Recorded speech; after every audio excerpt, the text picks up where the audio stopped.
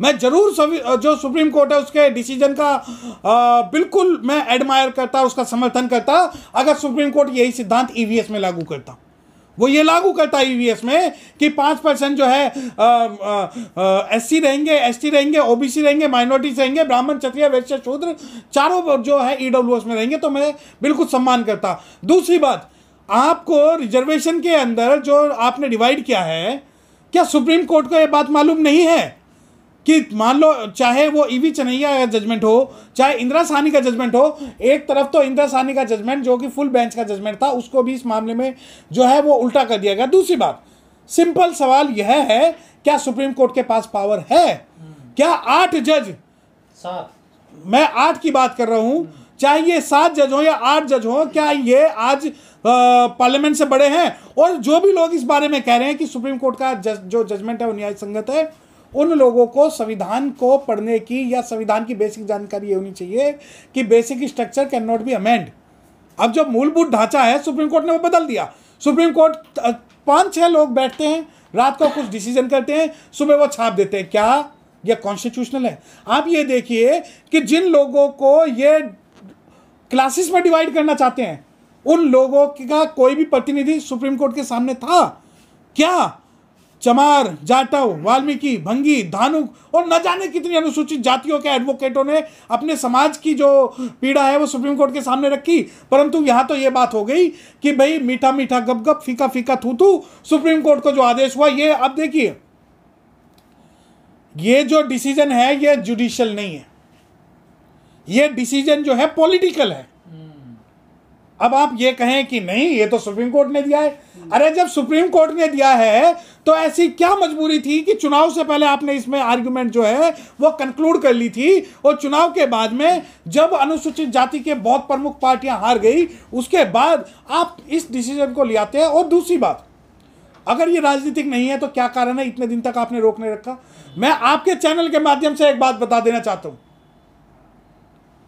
ये जो supreme court है ये सिर्फ आज संविधान के साथ छलावा कर रहा है।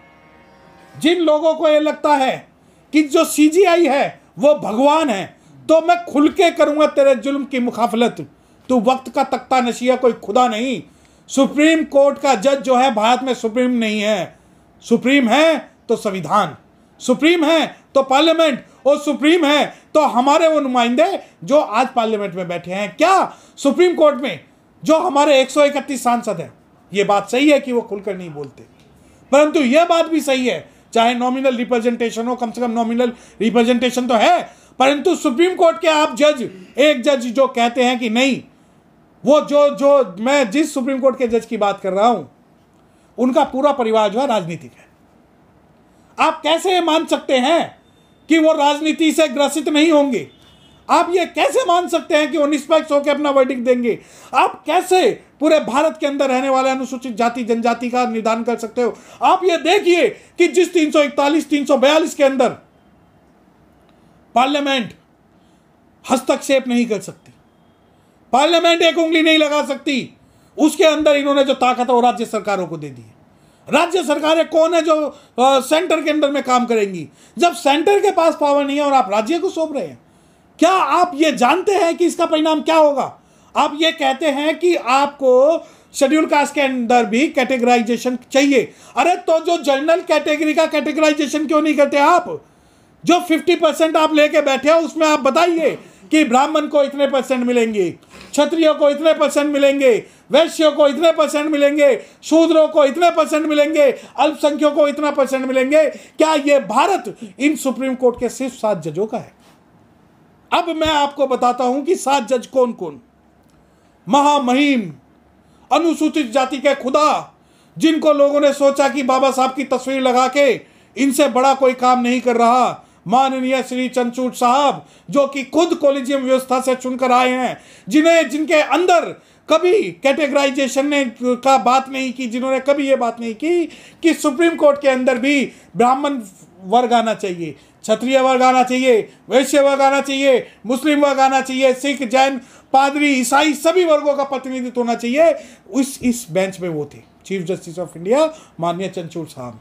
उसके अलावा थे आरपी गवई साहब, आरपी गवई साहब जब इस मामले का निर्धारण कर रहे थे तो वो ये कह रहे थे कि जिन्होंने एक बार रिजर्वेशन ले लिया उन्हें दोबारा नहीं लेना चाहिए, परंतु उन गवई साहब ने जिन्होंने कभी खुद डिस्क्रिमिनेशन फेस नहीं किया, उन्होंने क्या एक बात पूछी कि जो जातियां आज भी अनुसूचित जाति की जातियां जो अत्याचार सह रही हैं, क्या उसका जो एकमात्र रास्ता यह है कि आप आरक्षण को सब कैटेगराइजेशन करके आप उनको न्याय दे देंगे? नहीं दे पाएंगे। दूसरे थे उसके अंदर बाला त्रिवेदी साहब। बाला त्रिवेदी साहब कई सालों बाद एक ऐसा जजमेंट आया जिस जजमेंट में बाला त्रिवेदी जी ने अपने आप को इस जजमेंट से बिल्कुल अलग रखा और उन्होंने कहा कि ईवी चिनैया की जो 2004 की जजमेंट है वो जजमेंट बिल्कुल सही है। उसके अलावा इसके अंदर थे पंकज मित्तल साहब थे और मिश्रा साहब थे, मनोज मिश्रा साहब थे और सतीश चंद्रा साहब थे। अब ये देखिए कि जो 7 जजों की बेंच है उसके अंदर जो है 50% से ज़्यादा जो है एक वर्ग के लोग थे, ब्राह्मण,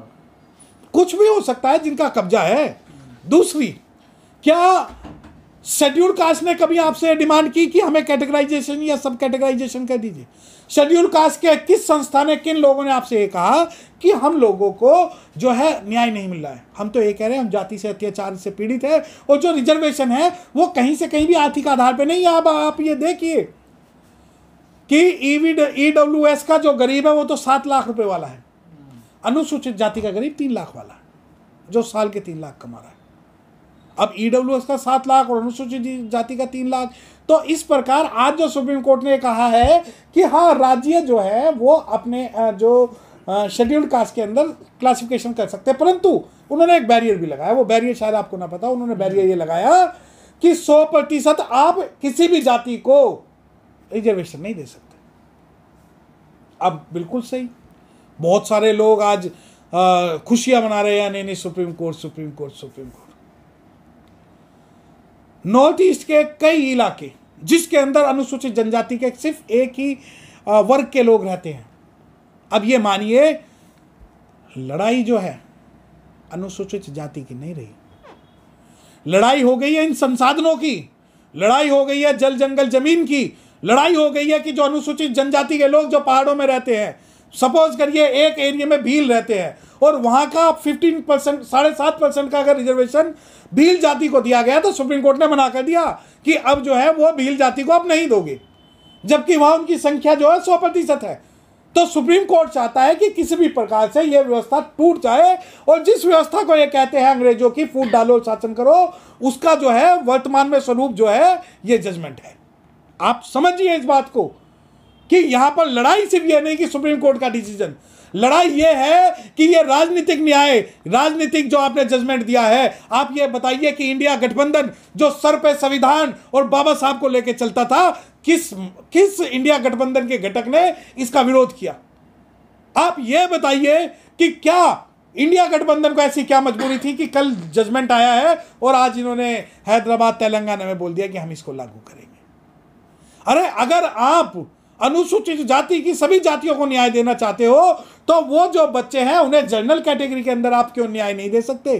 क्या कारण है कि जो समाज आज लड़ने को तैयार है आप उस समाज के विरोध में समाज को खड़ा कर रहे हो? सवाल सिर्फ ये नहीं है कि सुप्रीम कोर्ट का निर्णय, सवाल ये है कि कब तक ये 4 या 5 जज संविधान की दुहाई देके, कब तक ये इंडिया गठबंधन जैसे दल। नहीं, तो सवाल ये है क्या सुप्रीम कोर्ट भी कानून बना सकता है या कानून की रखवाली के लिए सुप्रीम कोर्ट को बनाया गया है? देखिए, supreme court is not law making agency at all. Supreme court कोई कानून नहीं बना सकता, परंतु सुप्रीम कोर्ट ने जितने भी कानून बनाए हैं वो आरक्षण के विरोध में बनाए हैं। सुप्रीम कोर्ट का जो आरक्षण विरोधी चेहरा है वो तो कानून बन जाता है। Supreme court is not law making agency in India. Law making agency is the parliament of India. Only parliament will make laws. अब जब सुप्रीम कोर्ट के जो जज हैं, मैं खुल के कह रहा हूं, मैं चैलेंज कर रहा हूं, चाहे राजनीतिक कारणों से हो चाहे सामाजिक कारणों से हो, वो वक्त दूर नहीं जब हम सुप्रीम कोर्ट को इस जजमेंट के कारण घेरेंगे। वो दिन दूर नहीं जब काशीनाथ महाजन जैसी जजमेंट सुप्रीम कोर्ट ने पास की थी और उसे वापस लिया था। और मैं अब आपको बता दूं कि रिजर्वेशन के मामले में जब सवाल पूछते हो कि लॉ मेकिंग एजेंसी, जब भारत के बहुसंख्यक पिछड़ा वर्ग और अनुसूचित जाति अनुसूचित जनजाति के विरोध में अगर कोई SC/ST के विरोध में कोई भी जजमेंट लाता है तो उसके खिलाफ ना केवल इम्पीचमेंट होगा, उसके खिलाफ कानूनी कार्रवाई क्रिमिनल में भी होगी। है।